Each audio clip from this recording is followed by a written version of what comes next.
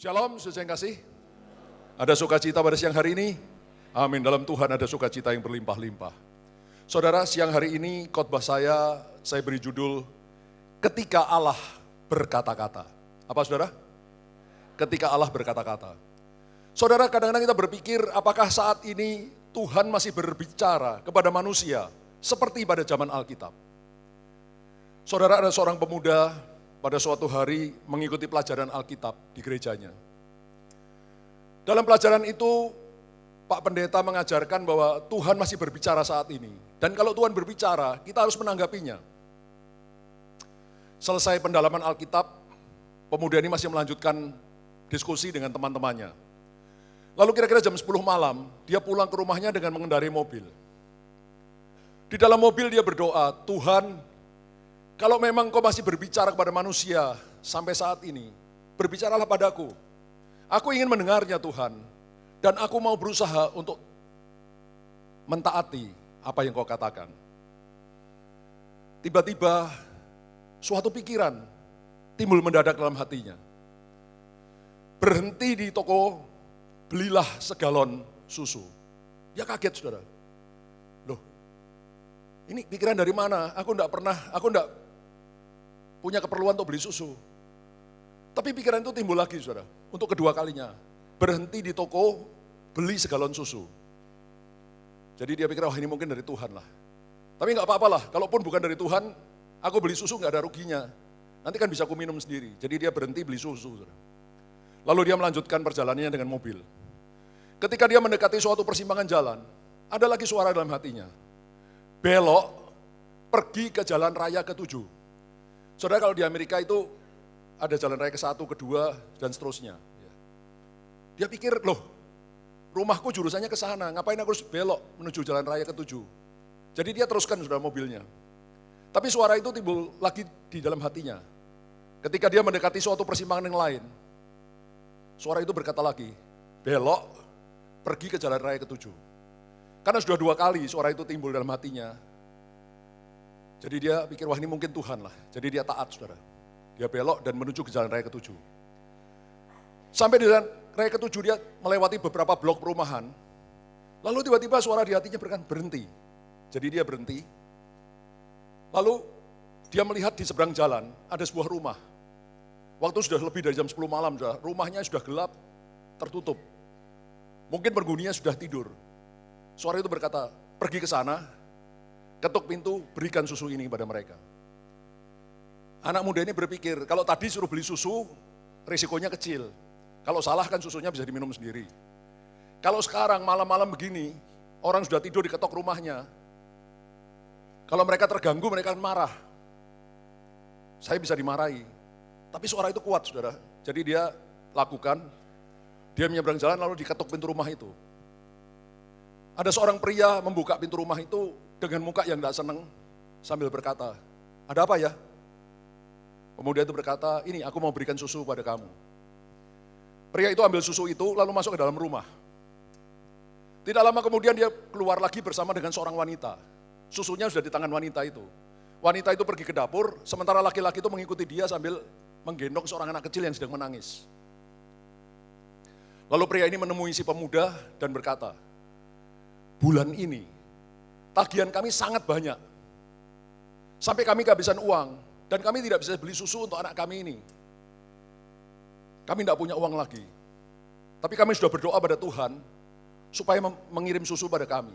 Lalu wanita yang di dapur berteriak, aku sudah berdoa supaya Tuhan kirim malaikatnya untuk mengirim susu pada kami. Apa kamu malaikat Tuhan? Wah, si pemuda itu kaget saudara. Lalu dia mengeluarkan dompetnya, dia ambil seluruh uangnya, dia berikan pada pria itu. Lalu dia kembali ke mobilnya sambil menangis. Dia tahu bahwa Allah yang dia sembah, Allah yang sudah sembah adalah Allah yang hidup. Allah yang masih berbicara seperti pada zaman Alkitab. Berikan kemuliaan bagi Tuhan.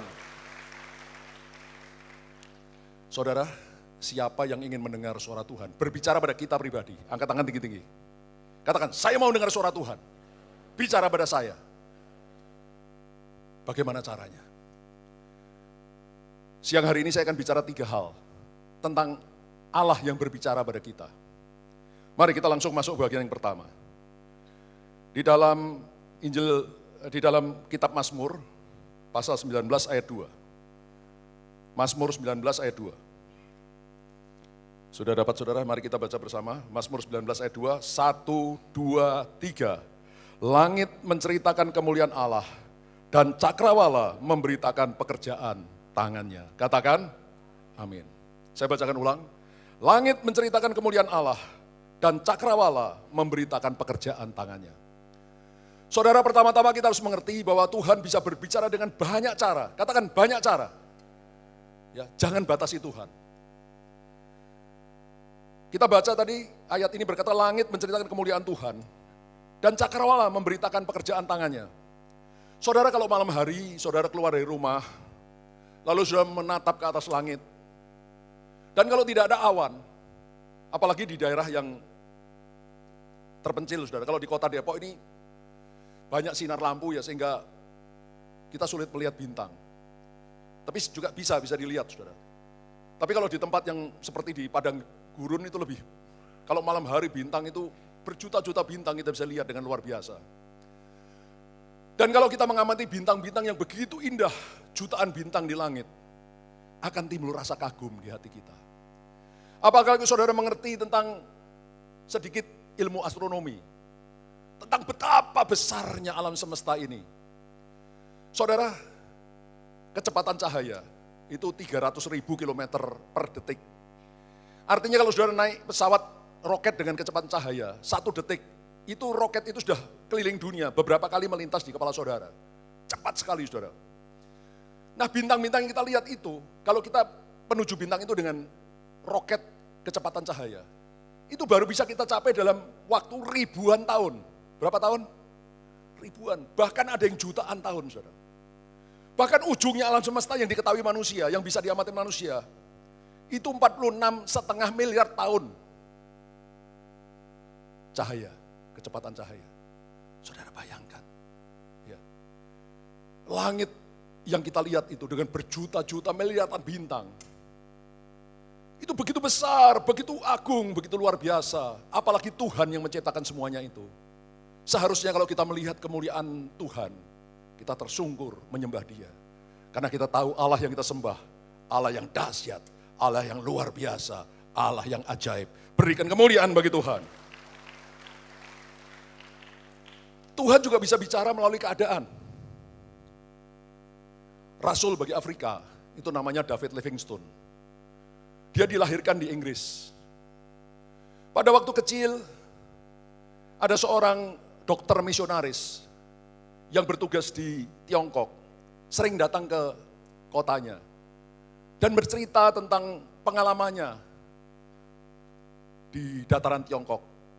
Dan ini membuat hati David Livingstone kecil rindu, kalau dia besar, dia ingin menjadi dokter misionaris yang melayani di Tiongkok. Itu sebabnya dia sekolah kedokteran, setelah lulus dia ditahbiskan sebagai misionaris. Tapi apa yang terjadi? Tiba-tiba terjadi peperangan yang hebat dan pintu pekabaran Injil di Tiongkok tertutup rapat. David merasa kecewa, saudara. Sejak kecil dia sudah rindu untuk pergi ke Tiongkok memberitakan Injil sebagai dokter misionaris. Tiba-tiba pintu pekabaran Injil tertutup.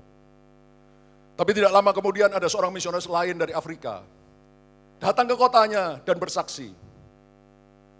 Setiap pagi, kalau aku melihat dataran Afrika yang begitu luas, dan aku melihat asap api yang membumbung ke atas dari ribuan-ribuan desa di dataran Afrika, aku tahu bahwa tiap asap itu menandakan di situ ada sebuah desa. Desa yang belum pernah terjamah Injil sama sekali. Saudara, bayangan tentang ribuan desa di Afrika yang belum terjamah Injil sama sekali tertanam di hati David Livingstone. Itu sebabnya dia memutuskan untuk pergi ke Afrika. Dan akhirnya melayani di Afrika sepanjang umur hidupnya. Sampai dia meninggal dunia di Afrika. David Livingstone sudah tercatat menjelajah bumi Afrika sejauh 48.000 kilometer. Sangat jauh, saudara. Karena dia terus menjelajah bumi Afrika. Dia sudah menginjili dan menobatkan 2 juta orang Afrika. Dan sebelum dia meninggal, dia bernubuat. 100 tahun setelah aku, Afrika akan dilawat oleh Tuhan. Berjuta jiwa akan dibawa masuk dalam kerajaan Allah. Dan itu sungguh terjadi. Saat-saat ini, berjuta-juta bangsa Afrika sedang dibawa masuk ke dalam kerajaan Allah. Saudara, ini Tuhan bicara melalui keadaan. Dari kecil Livingstone ingin memberitakan Injil di Tiongkok. Tapi ternyata Tuhan menutup pintu. Lalu Tuhan membuka pintu untuk menuju ke Afrika. Tuhan juga bisa berbicara dan paling sering berbicara melalui suara batin. Kita tidak berpikir apa-apa, tiba-tiba timbul suatu suara ya, yang halus di dalam hati kita. Tuhan bicara dengan suara batin. Suara yang tidak kedengaran. Dan itu sering sekali saya alami, saudara. Dalam sepanjang hidup saya berkali-kali saya mengalami itu. Saudara, Tuhan juga bisa bicara melalui nubuat, melalui penglihatan, melalui mimpi-mimpi dan sebagainya. Ketika Rasul Paulus dan Silas memberitakan Injil di daerah Asia Kecil, sekarang Turki. Mereka berniat untuk terus memberitakan Injil di Asia. Tapi tiba-tiba Roh Kudus menghalangi mereka untuk memberitakan Injil di Asia. Lalu Paulus bermimpi, mendapat penglihatan. Ada seorang Makedonia, orang Yunani, Eropa, memanggil-manggil dia dan berkata, marilah kemari, menyeberanglah kemari, dan tolonglah kami. Dari situ, Paulus dan Silas mengerti bahwa Tuhan memanggil mereka untuk memberitakan Injil lebih dahulu ke Eropa. Saudara, tadi dalam Alkitab dikatakan Roh Kudus menghalangi mereka untuk melanjutkan penginjilan di Asia. Tidak disebut caranya bagaimana Roh Kudus bicara. Tapi saya duga Tuhan bicara dengan sangat kuat di hati mereka untuk tidak melanjutkan pemberitaan Injil di Asia. Saudara, Tuhan juga bisa bicara dengan suara yang kedengaran, audible. Ya, tapi saya baru satu kali seumur hidup saya, sampai sekarang umur saya 64 tahun. Hanya satu kali saya mendengar suara Tuhan yang audible, kedengaran. Yaitu ketika 23 tahun yang lalu, saya tanya sama Tuhan, Tuhan, apakah saya harus menjadi pendeta sepenuh waktu, atau saya tetap melayani Engkau sambil bekerja? Saya dengan istri saya pergi ke Ungaran, doa puasa, itu waktu itu pertama kalinya, saudara, saya lakukan itu. Hari pertama tidak ada apa yang terjadi, hari kedua, waktu saya sedang menyembah Tuhan di gua doa, bahasa roh kencang. Tahu-tahu Tuhan bicara dengan kuat, tunggu. Wah, saudara, saya sampai hampir terloncat, saudara. Jantung saya berdebar-debar, duk, kaget, saudara. Ya sedang enak-enaknya nyembah Tuhan, tahu-tahu tunggu. Ya, tapi saya tahu itu suara Tuhan, saudara. Dan ternyata benar, kami menunggu 7 tahun, saudara. Kami mendengar suara Roh Kudus itu tanggal 21 Juli 1994. Saya menjadi pendeta full timer di gereja ini 12 Juli tahun 2001. Tepat 7 tahun. Hanya tanggalnya beda sedikit, saudara. 7 itu angka sempurna. Ya saya percaya, saya menjadi pendeta sepenuh waktu di gereja ini. Itu atas kehendak Tuhan yang sempurna. Amin, saudara. Tuhan juga bisa bicara pada kita melalui Alkitab. Saudara, Alkitab ini, ayat-ayat firman Tuhan yang tertulis, itu namanya Logos. Apa, saudara? Logos. Tetapi ketika kita baca Logos ini, tahu-tahu ada bagian ayat Alkitab seperti meloncat keluar dari Alkitab. Bicara langsung pada kita, itu namanya Rema. Apa, saudara? Itu firman Tuhan yang bicara langsung sama kita. Saudara yang kekasih, Tuhan juga bisa bicara, itu juga sering saya alami, saudara. Ya, ketika saya baca Alkitab, tiba-tiba seperti ayat firman Tuhan keluar, dan kemudian saya lakukan. Tuhan juga bisa bicara melalui firman Tuhan yang sedang dikhotbahkan seperti sekarang. Saya banyak dengar kesaksian, saudara. Selesai khotbah, ada yang datang ke saya, Pak, terima kasih Pak, tadi tiba-tiba Tuhan bicara Pak, gini-gini dan seterusnya. Saudara yang kekasih, baru saja 2 minggu yang lalu, tepatnya tanggal 6 Maret 2017, kemarin ini, saudara. Ada kebaktian kesembuhan ilahi di Taman Doa Rumah Pengorbanan, ya, tiap Senin pertama. Waktu itu saya khotbahkan, kalau saudara ingin mengalami mujizat, jangan ada dosa di hatimu. Saya bilang minta ampun dosa yang kau lakukan pada Tuhan, pada orang lain. Dan juga ampuni dosa orang lain kepadamu. Jangan simpan dendam sakit hati, kalau engkau mau mengalami mujizat. Setelah itu jemaat saya ajak yang perlu mujizat maju ke depan untuk didoakan. Ada seorang ibu, dia bukan jemaat kita saudara, ikut maju ke depan. Tapi bukan untuk didoakan, dia maju ke depan untuk jadi catcher. Ya biasanya kalau orang didoakan kadang-kadang jatuh saudara, nah itu ada yang nangkap gitu dari belakang. Dia maju ke depan coba, dia sudah berapa kali ikut KKI saudara, dan dia rencana mau jadi catcher. Ya bukan mau didoakan. Tapi waktu itu hadirat Allah begitu kuat saudara. Tiba-tiba ibu itu tanpa sadar dia sendiri tumbang ke lantai. Dan sementara dia terbaring di lantai, Roh Kudus bicara sama dia. Kamu masih menyimpan kepahitan kepada ayahmu, ibumu, dan saudaramu. Wah dia kaget sekali saudara. Rupanya waktu kecil saudara, dia itu sakit hati pada ayahnya karena ayahnya berselingkuh dengan wanita lain. Dia juga sakit hati pada ibunya dan saudaranya karena ibunya membeda-bedakan dia dengan saudaranya itu saudara. Tapi kemudian rasa sakit hati itu sudah terlupakan. Sudah belasan tahun atau mungkin puluhan tahun, itu berlalu. Dia sudah tidak ingat lagi saudara. Tapi dampaknya, dia alami saudara. Dia berkata, setiap malam, dia selalu gelisah. Bahkan dia tidak bisa tidur. Dia biasanya tidur jam 3 pagi saudara. Baru bisa tidur. Dia sudah coba periksa, ya tanya, periksa mungkin saya tidak tahu ke psikiater atau bagaimana. Tidak ditemukan. Masalahnya apa saudara? Coba dia ngalami gitu, tiap malam nggak bisa tidur. Tidur biasa jam 3 malam.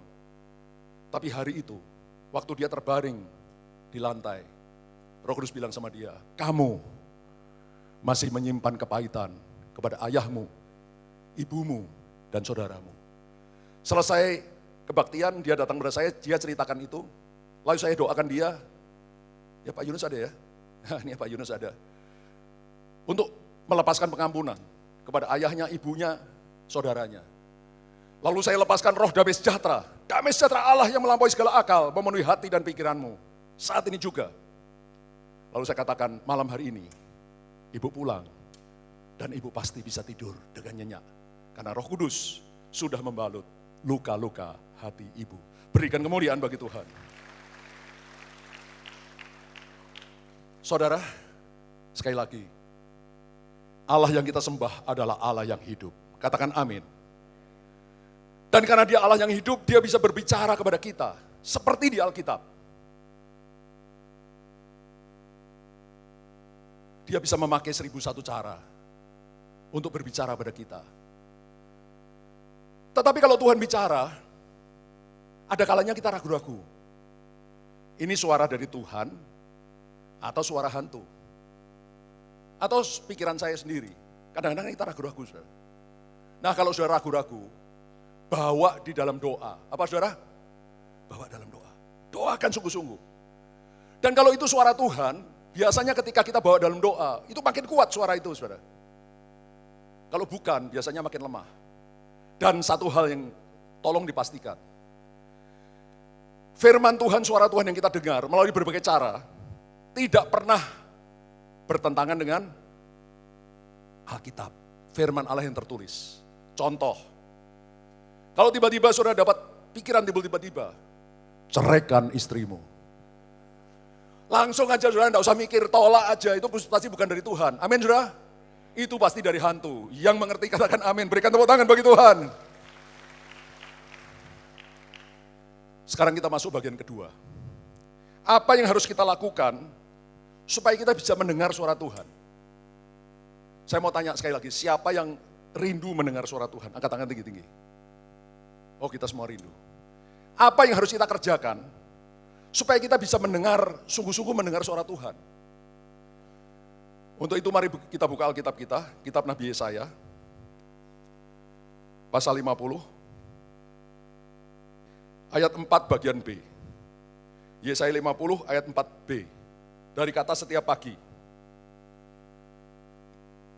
Sudah dapat, mari kita baca, 1, 2, 3. Setiap pagi ia mempertajam pendengaranku, untuk mendengar seperti seorang murid. Saya bacakan ulang. Setiap pagi ia, Tuhan mempertajam pendengaranku untuk mendengar seperti seorang murid. Sekali lagi, siapa yang ingin mendengar suara Tuhan? minta Tuhan untuk mempertajam telinga rohani kita. Yang mau katakan amin. Caranya bagaimana? Sudah ratusan kali saya ngomong, saat teduh setiap hari. Kalau sudah bersaat teduh tiap hari, maka telinga rohani saudara ini akan semakin peka dan semakin peka. Paling bagus sediakan waktu pagi hari. Tapi kalau nggak bisa boleh siang, boleh malam. Ya, menghadap Tuhan dulu. Berdoa, memuji, menyembah Tuhan. Saudara kalau sudah berdoa, jangan terus ngomong sama Tuhan satu arah. Tapi kadang-kadang sudah berhenti sebentar. Bilang, Tuhan, aku ingin mendengar suaramu. Berbicaralah padaku. Saudara tunggu sebentar.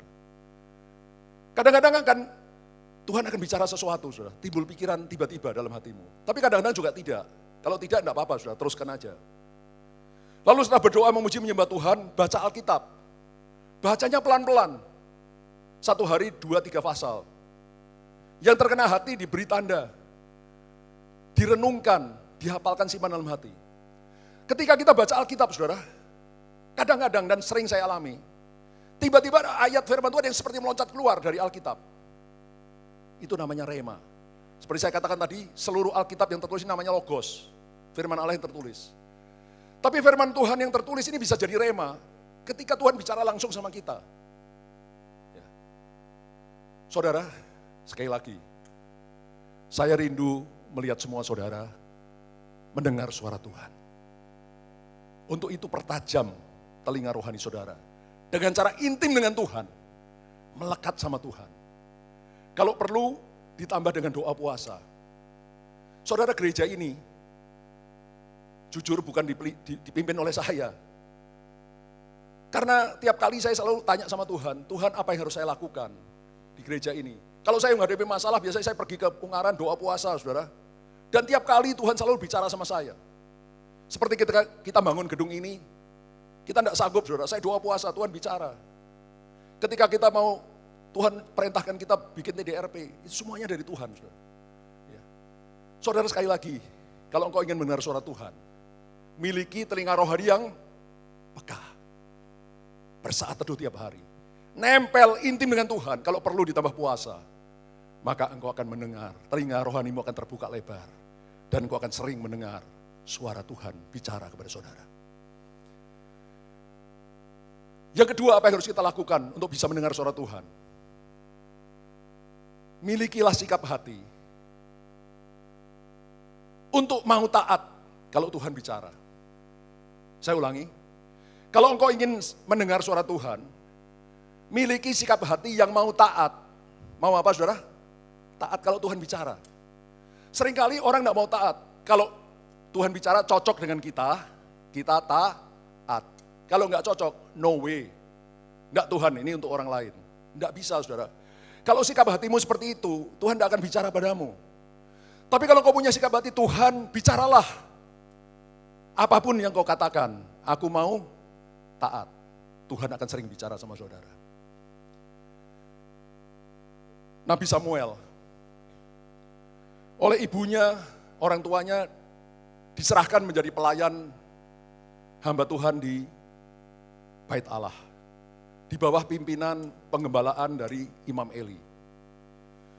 Pada suatu malam, ketika Imam Eli sudah tidur, Samuel tidur di dekat tabut perjanjian Allah, di Bait Allah. Tiba-tiba Tuhan berkata, memanggil Samuel, Samuel, Samuel. Samuel terbangun, dia pikir itu suara Imam Eli. Jadi dia pergi pada Imam Eli, Bapak, apakah Bapak memanggil saya? Imam Eli berkata, tidak nak, kembalilah tidur, aku tidak memanggil kamu.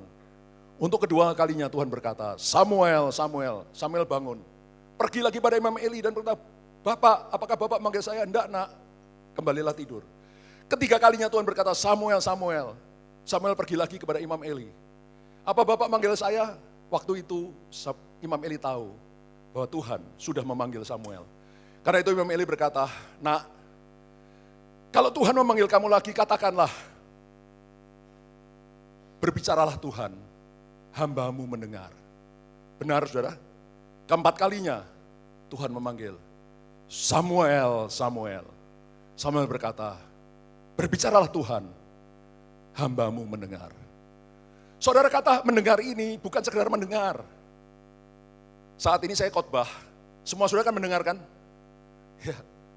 Nah, tapi mendengar dan mendengar lain, saudara. Ada yang mendengar dengan pikiran, lu ngomong apa sih? Emang gua pikirin. Tapi ada juga yang mendengar dengan keinginan, aku mau lakukan apa yang dikhotbahkan Tuhan melalui Pak Yongki. Nah, kata bicaralah Tuhan, hambamu mendengar, itu adalah kata mendengar sini dengan maksud mau taat. Saudara dengar baik-baik, siapa yang ingin mengalami mendengar suara Tuhan bicara? Ya, pertama, pertajam telinga rohani saudara. Kedua, milikilah sikap hati. Kalau Tuhan bicara, kita mau taat. Yang mau taat, berikan tepuk tangan bagi Tuhan. Yang ketiga, apa yang harus kita lakukan untuk mendengar suara Tuhan? Mari kita baca Mazmur 66.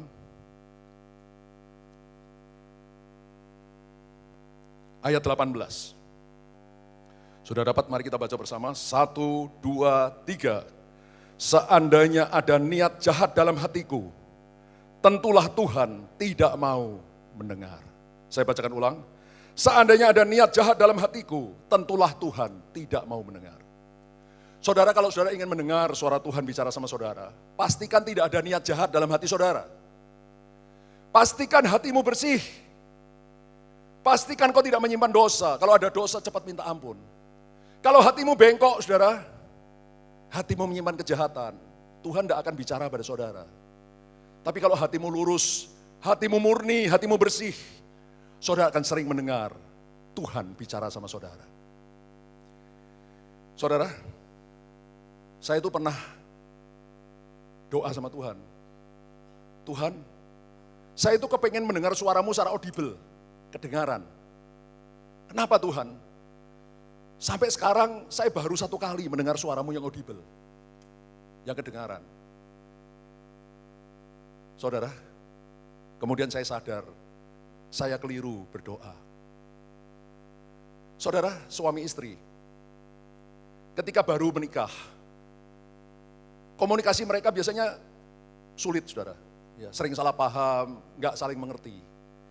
Tapi ketika suami istri sudah hidup bersama bertahun-tahun, ada hubungan batin yang dekat. Seringkali tidak usah ngomong, hanya dengan pandangan mata, dengan gerakan tangan. Pasangan kita sudah mengerti. Contoh, ada tamu datang ke rumah kita. Lalu kita cuma melirik gini sama istri kita. Istri kita tidak usah pakai ngomong, dia tahu, oh suamiku mau supaya disediakan minum bagi tamu. Dia masuk, menyediakan minum. Benar atau benar? Tidak usah ngomong. Semakin kita intim, semakin mudah komunikasi itu. Saya sekarang ngerti, doa saya kepada Tuhan itu salah. Saya itu kepengen Tuhan bicara sama saya dengan audible, kedengaran. Itu Tuhan lakukan 23 tahun yang lalu. Waktu hubungan saya dengan Tuhan, saya sudah bersaat teduh tiap hari sudah, tapi hubungan saya dengan Tuhan belum begitu akrab.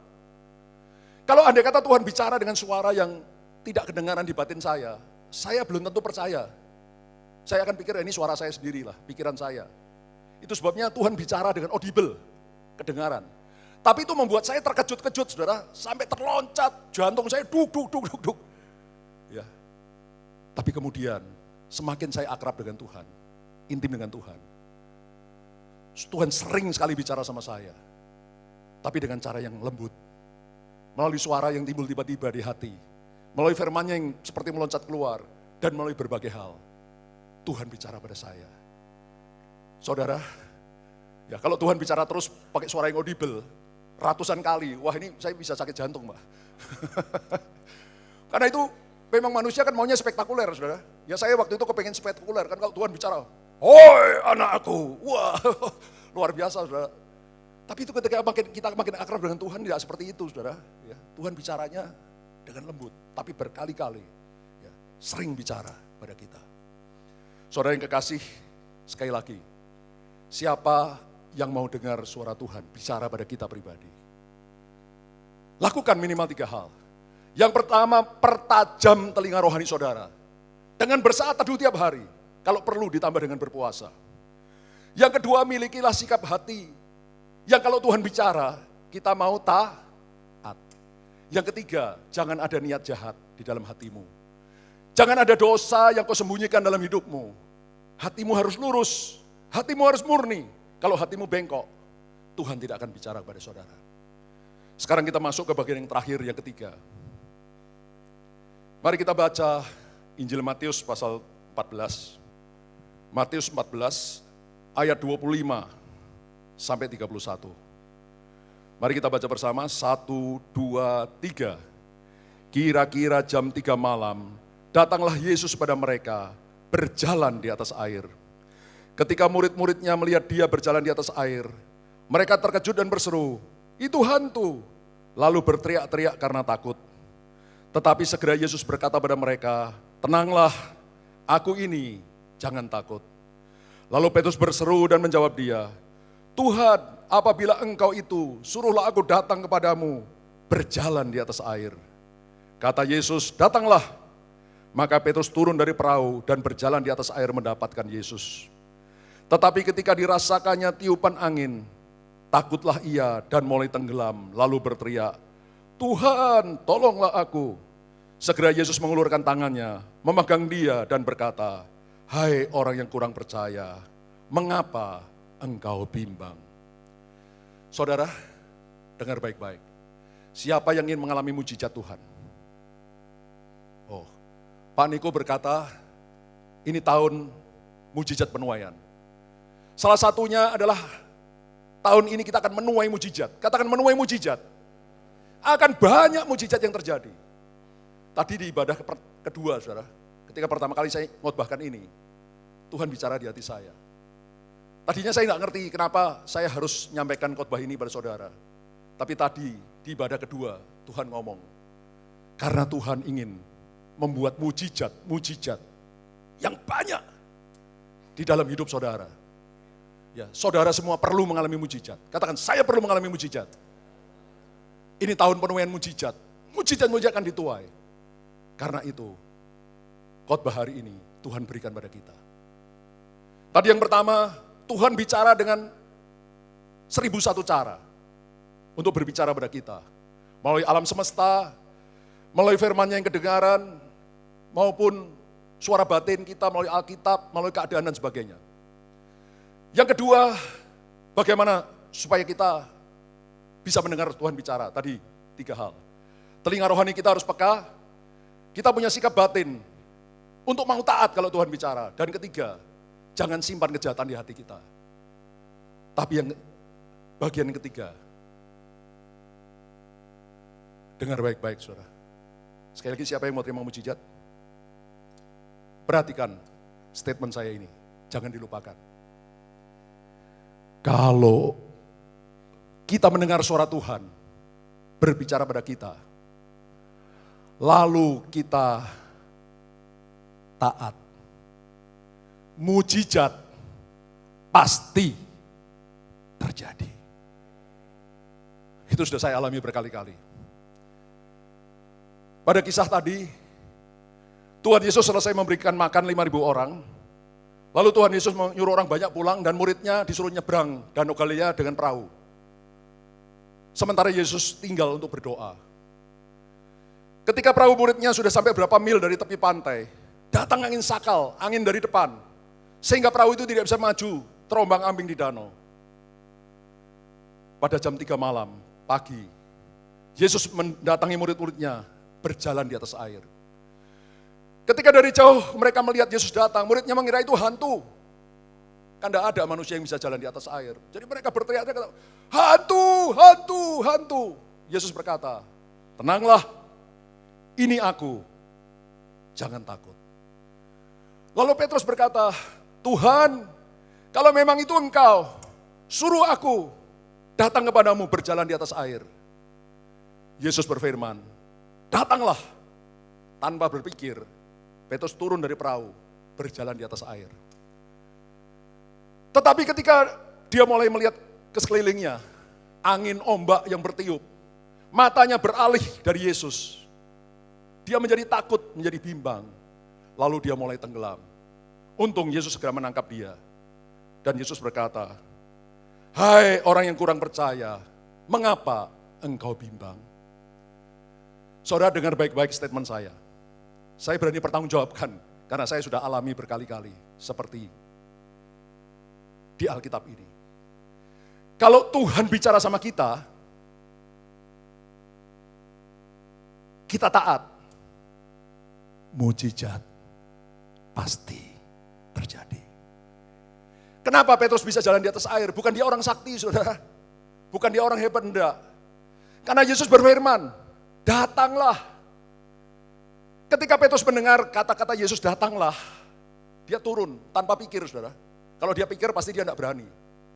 Tanpa pikir dia turun, berjalan di atas air. Karena dia taat pada firman Yesus, datanglah. Tapi ketika matanya dialihkan dari Yesus, melihat sekitar, melihat angin, gelombang, dia jadi bimbang, dia jadi takut, dia mulai tenggelam. Saya pernah alami, saudara, yang seperti ini, mirip-mirip. Tahun 2005, 4 Juli 2005, gereja ini selesai dibangun, ditahbiskan oleh Pak Niko, Gembala pembina kita.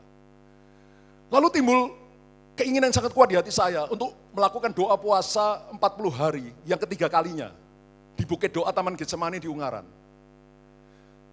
Saudara, untuk itu saya mengajak Pak Ari Nugroho, ya wakil gembala rayon dari Pamulang, bersama saya pergi ke Ungaran. Sekian hari kami sudah di sana. Asam urat saya kambuh, saudara. Saudara tahu, orang kalau kena asam urat, itu seperti orang keseleo. Wah, sakit sekali. Waktu itu di pergelangan kaki saya, saudara. Ya, asam uratnya kambuh di situ.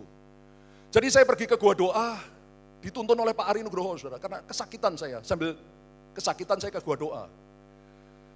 Di dalam gua doa, mestinya di gua doa itu cuma boleh satu orang, saudara. Tapi karena saya sedang kesakitan, saya bilang sama Pak Ari, tolong temenin saya Pak di gua doa ini. Jadi Pak Ari masuk di gua doa bersama saya. Tahu-tahu Roh Kudus ngomong sama saya, suruh Pak Ari mendoakan kakimu yang sakit. Saya bilang, Pak Ari tolong doain kaki saya. Jadi Pak Ari tumpang tangan di kaki saya, doain kaki saya supaya sembuh. Lalu Roh Kudus ngomong lagi sama saya, keluar dari gua doa. Saudara sambil beringsut-ingsut, saudara, karena kesakitan, saya keluar dari gua doa. Sampai di luar gua doa, Tuhan ngomong lagi, lari. Saudara kalau sedang keseleo, kesakitan, asam urat, kambuh begitu. Saudara lari gimana? Pasti akan jatuh, saudara. Wah, itu sakitnya sudah tidak keruan, saudara. Tapi waktu itu seperti Petrus, saudara, saya nggak mikir. Kalau saya sempat mikir, saya nggak berani lari, saudara. Waktu Tuhan bilang lari, saya nggak pakai mikir, saudara. Saya lari. Luar biasa. Tiba-tiba sakitnya lenyap sama sekali. Berikan kemuliaan bagi Tuhan. Jadi saya seperti orang yang agak gangguan. Lari ke sana sini di depan gua doa, saudara. Lari ke sana, balik lagi, bolak-balik. Kalau orang lihat saya mungkin dipikir ini bapak ini sedang ada gangguan ini. Wah, saudara, saya kaget betul, saudara. Begitu lari, hilang sama sekali, saudara. Tetapi seperti Petrus, beberapa hari kemudian, ini komputer di kepala ini mulai menganalisa, mana mungkin sih asam urat nggak pakai diobati, nggak pakai apa, sembuh sendiri itu tidak ada ceritanya. Padahal sudah sembuh, saudara, tapi ini muter. Akhirnya saya mulai takut, saudara, mulai bimbang. Ketika saya bimbang, asam urat saya kambuh kembali. Saudara, sekali lagi ya, dengar, siapa yang ingin mengalami mujizat? Caranya, belajar peka, mendengar suara Tuhan. Dan kalau Tuhan bicara sama saudara, lalu saudara taat, saya katakan dengan pasti di sini, mujizat pasti terjadi. Saya sudah alami bolak-balik, saudara. Tetapi kalau sudah mujizat terjadi, matamu itu jangan, maaf matamu ya kasar ya, pandanganmu lah. Orang kadang-kadang perlu santun. Ya, pandangan saudara jangan dialihkan pada Tuhan, dari Tuhan. Ya, jangan alihkan lagi ke masalah, ke macam-macam. Itu bisa saudara bimbang, imanmu hilang, bisa tidak terjadi lagi. Ya. Saya kasih banyak contoh, tapi saya kasih satu aja lah. Karena jam terus berlalu. Ya. Supaya jangan terlalu lama kita pulang. Kalau diteruskan sih bisa, kita pulangnya jam 3 nanti, Pak. Saudara, saya kasih satu contoh lagi lah. Sekian tahun yang lalu, kita dari GBI Rayon 9 mengadakan kebaktian kesembuhan ilahi di kota Cilacap, Jawa Tengah. Waktu itu Acaranya diadakan di GOR, gelambang olahraga, tertutup di Cilacap. Ribuan orang hadir. Setelah saya berkhotbah, saya mengadakan altar call. Saya undang orang-orang yang ingin disembuhkan, didoakan, maju ke depan. Didoakan hamba-hamba Tuhan. Lalu saya sendiri turun dari mimbar, mendoakan mereka. Tiap kali saya mendoakan, saya tes, saudara. Apa yang terjadi? Saya doa kira-kira 10 orang di depan ini. Nggak ada satupun yang sembuh. Sudah doa setengah mati, dites nggak sembuh. Dites nggak sembuh. Waduh, saya ini manusia biasa, saudara. Bukan malaikat, bukan apa-apa. Saya putus asa, saudara. Jadi saya kembali ke atas mimbar, karena sudah putus asa. Tiba-tiba, ketika saya di atas mimbar, Roh Kudus ngomong, suruh ibu itu naik ke atas. Saudara, kalau saya sempat berpikir, saya nggak akan berani. 10 orang saya doakan di bawah, tidak sembuh. Kalau di bawah tidak sembuh kan ada banyak orang kerumunan kan. Orang kan nggak lihat kalau nggak sembuh. Lah kalau saya suruh naik ke atas mimbar, saya doakan nggak sembuh. Muka ini mau ditaruh di mana? Ya di sini, saudara. Waduh, kalau itu saya berpikir, sudah sempat berpikir, saya pasti nggak berani, saudara. Tapi waktu itu ketika Roh Kudus ngomong, suruh ibu itu naik ke atas, saya nggak pakai mikir, Bu, naik ke atas. Saya tumpang tangan, saya doakan, lalu saya tes, sembuh seketika, berikan kemuliaan bagi Tuhan. Wah, saya tambah semangat, saudara. Orang kedua, naik ke atas, doakan, sembuh. Ketiga, naik, sembuh. Keempat, naik, doakan sembuh. Kelima, keenam, ketujuh, semuanya sembuh, saudara. Mendadak sembuh seketika, dites langsung sembuh, saudara. Saya ingat waktu itu ada seorang ibu yang tangannya bengkak, saudara. Saya tanya, kenapa Bu? Tersumbat aliran darahnya, saya nggak ngerti lah, saya bukan dokter. Tangannya besar. Begitu didoakan mulai kempes, saudara. Pak, sudah sembuh. Tapi namanya manusia nggak sempurna, saudara. Ada satu ibu, saya doakan bolak-balik dan semimbar nggak sembuh. Akhirnya saya bilang, udah turun aja dulu. Saudara dengar baik-baik ya. Sekali lagi, saya ngerti, saudara. Tadinya saya nggak ngerti. Kenapa hari ini Tuhan suruh saya bicara tentang ketika Allah berbicara, ketika Allah berkata-kata. Tapi tadi ibadah kedua Tuhan kasih tahu saya. Ini penghujung akhir zaman, Tuhan Yesus mau datang. Di saat-saat ini pengurapan Roh Kudus akan turun semakin kencang. Mujizat-mujizat akan terjadi semakin hebat. Karena itu Tuhan suruh saya bicara pada saudara, supaya saudara, masing-masing saudara mengalami mujizat. Yang mau katakan amin. Untuk itu telingamu harus peka mendengar suara Tuhan. Dan kalau Tuhan bicara, engkau taat, mujizat pasti terjadi. Berikan tepuk tangan bagi Tuhan. Sebagai ayat penutup, Roma 10 ayat 17. Roma 10 ayat 17. 1, 2, 3. Jadi iman timbul dari pendengaran, dan pendengaran oleh firman Kristus. Bagaimana mujizat terjadi? Ketika kita mendengar firman Kristus, iman timbul dalam hati kita, maka mujizat terjadi.